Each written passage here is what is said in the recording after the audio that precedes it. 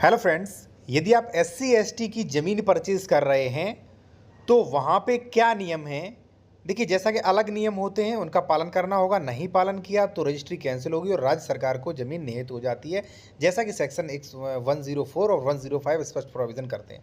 तो SC/ST की ज़मीन खरीदने पर क्या नियम है, कैसे आप खरीदें कृषि की ज़मीन, और प्लॉट खरीदने पर क्या नियम है, दोनों नियम के बारे में आपसे चर्चा करेंगे। एक चीज़ और साथियों, यदि आप कोई भी कानूनी सलाह लेना चाहते हैं या मान लीजिए कोई आप ज़मीन परचेज़ कर रहे हैं, उसके डॉक्यूमेंट्स चेक करवाने हैं कि ज़मीन सही है कि गलत, आप करवा सकते हैं। कॉन्टैक्ट नंबर वीडियो के डिस्क्रिप्शन में मेंशन किया गया। आते हैं अपने टॉपिक पर। साथियों, SC/ST की ज़मीन खरीदने के लिए आपको सेक्शन 98 के नियमों का पालन करना होता है। सेक्शन 98 जो है वो ये प्रतिबंध लगाता है, यानी कि रोक लगाता है कि कोई भी SC/ST वर्ग का व्यक्ति SC/ST वर्ग से भिन्न व्यक्ति को कोई भी अंतरण नहीं कर सकता। अंतरण का मतलब मान लीजिए registry, gift deed, sale deed, यही प्रकार के कोई भी ऐसा अंतरण नहीं कर सकता। अगर किया तो वह शून्य माना जाएगा, राज्य सरकार में नहीं जमीन होगी।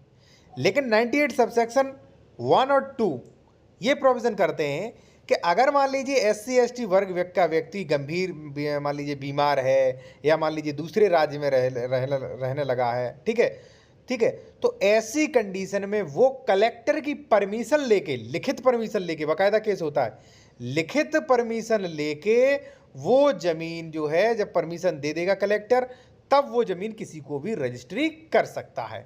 ठीक है, पहली चीज। ठीक है, अब इसमें कुछ नहीं समझ में आया तो कॉन्टैक्ट नंबर वीडियो के डिस्क्रिप्शन में दिया गया है। दूसरा, प्लॉट खरीदने पर क्या नियम है?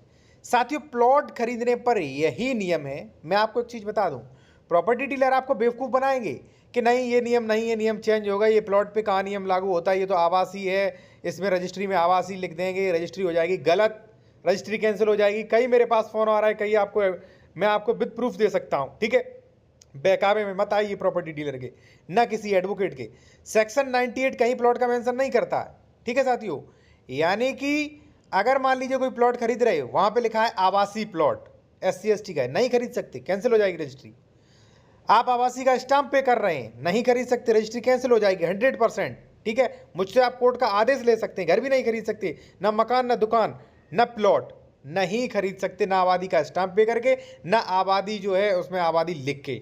ठीक है, लेकिन हाँ साथियों, अगर आप सेक्शन 80 करते हैं, ठीक है, सेक्शन 80, ठीक है ना, तो वहां पे अगर 80 का आदेश बकायदा चढ़ा है तो उसके बाद आप प्लॉट खरीद सकते हैं रेजिडेंशियल में।